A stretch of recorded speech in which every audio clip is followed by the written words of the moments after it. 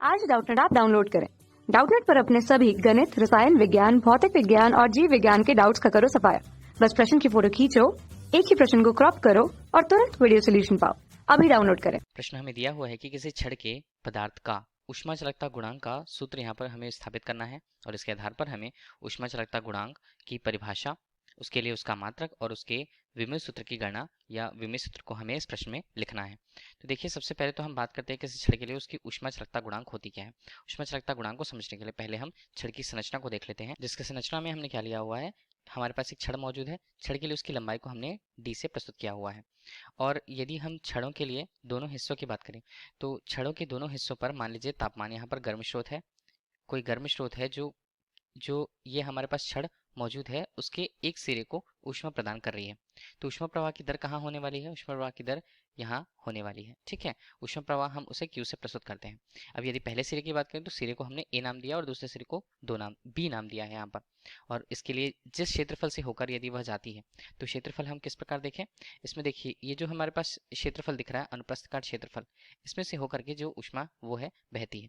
तो ऊष्मा यदि बहती है तो हम उसके क्षेत्रफल को, अनुप्रस्थ काट ये क्षेत्रफल दिख रहा है, उसे हमने ए से, स्मॉल ए से प्रदर्शित कर लिया हुआ है।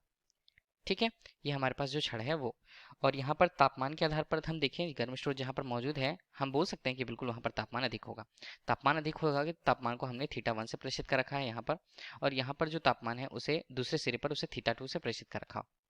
देखिए क्या होता है, यदि तापमान यहाँ पर अधिक है तो यहाँ पर थीटा के मान को देखिए, तापमान के मान को थीटा यदि हम लेते हैं तो यहाँ पर जो आते आते मतलब कुछ दूरी पर जाते हुए ऊष्मा वहां से यदि वहां पर पूरी पूरी तरह चालन के द्वारा न जाकर के कहीं ना कहीं उसका संवहन या विकिरण के द्वारा ऊष्मा उत्सर्जित होने लगती है, तो यहाँ पर तापमान, दूसरे सिरे पर तापमान कम रहेगा।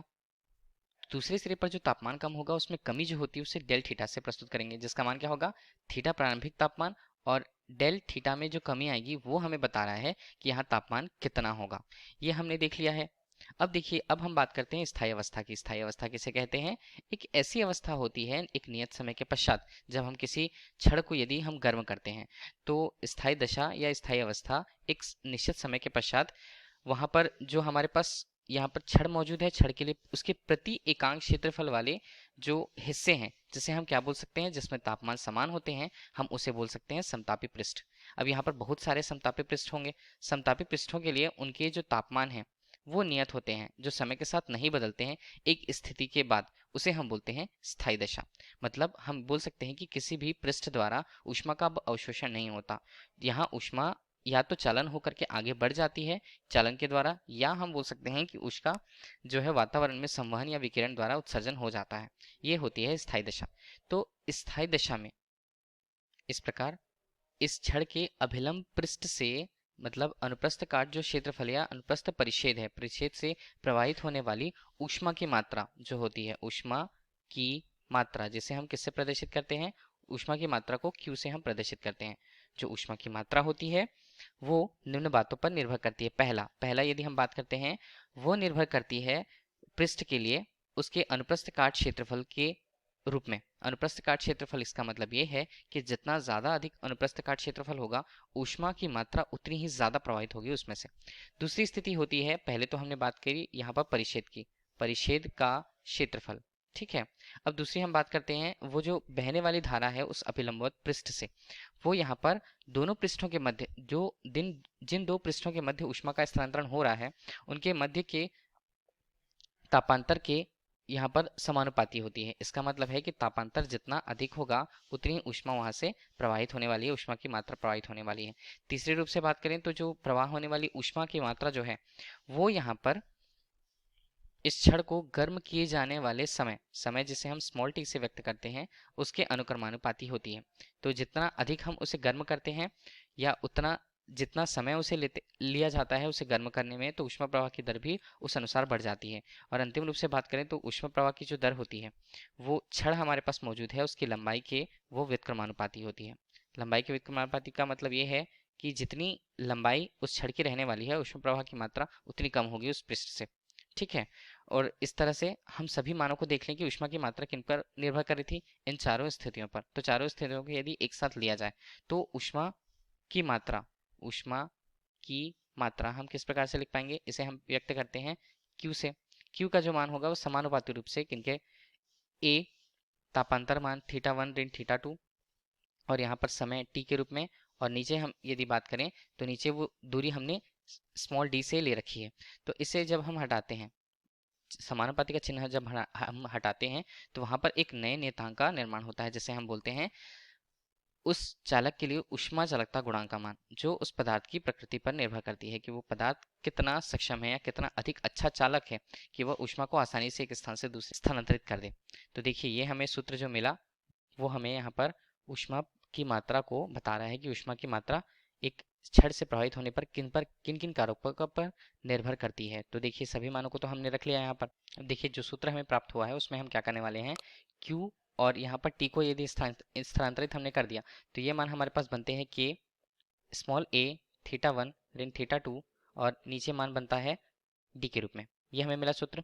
अब इसे हम क्या बोलते हैं, चूंकि ऊष्मा की मात्रा नहीं है केवल, ये ऊष्मा प्रवाह की मात्रा और किस रूप में, दर के रूप में। यदि प्रति समय ऊष्मा कितनी प्रवाहित होती है उस क्षण से यदि हम उसे देखना चाहते हैं तो ये सूत्र हमें बताता है।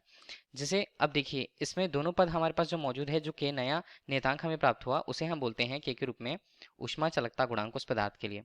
ऊष्मा चालकता गुणांक, देखिए ऊष्मा चालकता गुणांक का मान जितना अधिक होगा उतने अधिक रूप से या उतने सरलतम रूप से ऊष्मा जो है उस क्षण या उस पदार्थ से प्रवाहित होगी एक स्थान से दूसरे स्थान। तो ये ऊष्मा चालकता गुणांक को बताती है। ऊष्मा चालकता गुणांक का यदि हमें क्या चाहिए, अब सूत्र हमने विस्थापित कर लिया। ऊष्मा चालकता गुणांक की परिभाषा हम किस प्रकार से दे पाए, तो देखिए ऊष्मा चालकता गुणांक की परिभाषा देने के लिए के को हम उसी तरफ रखते हैं, बाकी समीकरणों में बाकी पदों को हम दूसरी तरफ पक्षांतरित कर देते हैं। तो इसका मान क्यू डी अनुपात नीचे टी ए θ1 ऋण θ2 के रूप में होगा। अब देखिए इन पदों को हम किस प्रकार से देखिए इस सूत्र में हम क्या करने वाले हैं, जो यहाँ पर d मौजूद है हमारे पास, d हमें क्या बताता है, उस छड़ के लिए उसकी लंबाई को यदि हमने 1 मीटर ले लिया। इसी तरह जो समय है, समय को एकांक रूप से हम लेते हैं 1 सेकंड, और इसी तरह जो क्षेत्रफल है अनुप्रस्थ काट क्षेत्रफल, उसे भी एकांक क्षेत्रफल के रूप में हम इसे व्यक्त करते हैं 1 मीटर वर्ग के रूप में। और जो θ1 ऋण θ2 जो तापांतर है, तापांतर के मान को भी हमने 1 डिग्री सेल्सियस या इकाई तापमान में रख लिया है। तो सारे पदों को यदि हम इकाई रूप में रखे हैं तो k का मान हमें क्या मिलता है, k का मान हमें मिलता है q के बराबर, मतलब ऊष्मा की मात्रा के बराबर ऊष्मा चालकता गुणांक का मान हमें प्राप्त होता है। अब परिभाषा हम किस प्रकार से दे पाए, अब इसकी परिभाषा की यदि हम बात करते हैं तो किसी पदार्थ के लिए उसका ऊष्मा चालकता गुणांक, जो ऊष्मा चालकता गुणांक का जो मान होता है वो ऊष्मा के उस मान के बराबर होता है जहां ताप की स्थायी दशा में, स्थायी दशा की हम बात कर रहे हैं, ताप की स्थायी दशा में 1 मीटर वर्ग अनुप्रस्थ काट क्षेत्रफल वाली 1 मीटर लंबी छड़, जिसमें आमने सामने फलकों के मध्य, आमने सामने फलक क्या होंगे, दोनों फलक जो दोनों सिरे हैं, जो दोनों फलकों या सिरों से प्रति सेकंड, यहाँ पे हमने समय की भी बात करी, प्रति सेकंड प्रवाहित होने वाली जो ऊष्मा होती है उसका मान ऊष्मा चालकता गुणांक के मान के बराबर होता है यदि उनके फलकों के बीच तापांतर का मान 1 डिग्री सेल्सियस हो। तापांतर का मान 1 डिग्री सेल्सियस हो, यही हमें ऊष्मा चालकता गुणांक की परिभाषा को बता रहा है। अब हमें क्या पूछा गया अंतिम रूप से, उसके लिए उसका मात्रक क्या होता है, मात्रक क्या होता है, तो हमें हमारे पास जो समीकरण है उनके अनुसार ही हम देख लेते हैं। समीकरण हमारे पास जो मौजूद है सभी के मात्रक या सभी के मात्रक हमें देखने होंगे, तब हमें के का मात्रक व्युत्पन्न हम कर पाते हैं इसके आधार पर। तो देखिए के का यदि मात्रक हमें निकालना है तो क्यू का मात्रक क्या होता है, क्यू का मात्रक सामान्यतः यदि हम देखें तो इसका मात्रक कैलोरी पे, ठीक है, और जो डी है वो दूरी को बता रहा है, उसका मात्रक मीटर पर। और इसी तरह और पदों की बात करें तो टी हमें क्या बता रहा है, टी हमें बता रहा है समय को, समय का मात्रक यहाँ पर हम सेकंड से प्रस्तुत करते हैं, सेकंड हमने लिया। ए जो है वो उसके लिए मीटर वर्ग का मान होगा। इसी तरह जो तापांतर है वो तापांतर हमें कितना बताता है, तापांतर टी का मात्रक है डिग्री सेल्सियस पर।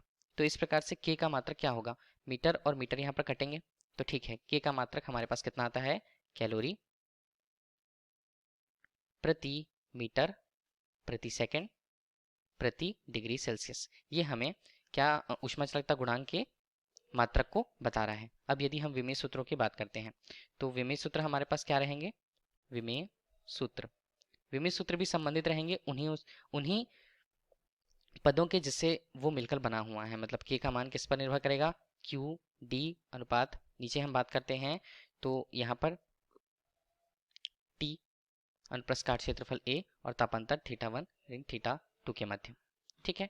तो Q का मात्रक, Q हमें क्या बता रहा है? ऊष्मा। ऊष्मा का मात्रक यहाँ पर क्या होता है सामान्यतः? ऊष्मा जो होती है हमेशा ऊर्जा से संबंधित होती है, तो ऊर्जा से संबंध होने पर ऊर्जा का तो मात्रक या कार्य का जो मात्रक होता है वो विमीय सूत्र के रूप में उसे क्या लिखा जाता है? ml2t-2। ठीक है। और d का मान केवल लंबाई पे है, लंबाई पे है इसलिए हमने l लिख लिया। और यदि नीचे पदों की बात करते हैं तो नीचे पद पर जो हमारे पास t है, t हमें क्या बता रहा है? t हमें समय को बता रहा है, समय के लिए हमने केवल t लिया। इसी तरह a की बात करते हैं तो वो लंबाई को बताता है, लंबाई में मीटर का वर्ग। इसी तरह जो तापांतर होता है, तापांतर हमें किस में बताता है? इसका मान हमें बताता है थीटा के रूप में। ठीक है। इस प्रकार यदि हमें नीचे के पदों को हल किया हमने तो t का मान वहाँ ऋणात्मक रूप में ऊपर और जाएगा, l का मान यहाँ से एक कटा हुआ है, तो k का मात्रक यहाँ पर विमीय सूत्र किस प्रकार मिलेगा? m यहाँ पर ऊपर, l का मात्रक यहाँ पर बना 1, t का मात्रक यहाँ पर बना ऋण 3 और थीटा के रूप में। तो ये हमें बता रहा है ऊष्मीय चालकता गुणांक के विमीय सूत्र को, जो हमें प्रश्न में विस्थापित करने या ज्ञात करने बोला गया था। धन्यवाद।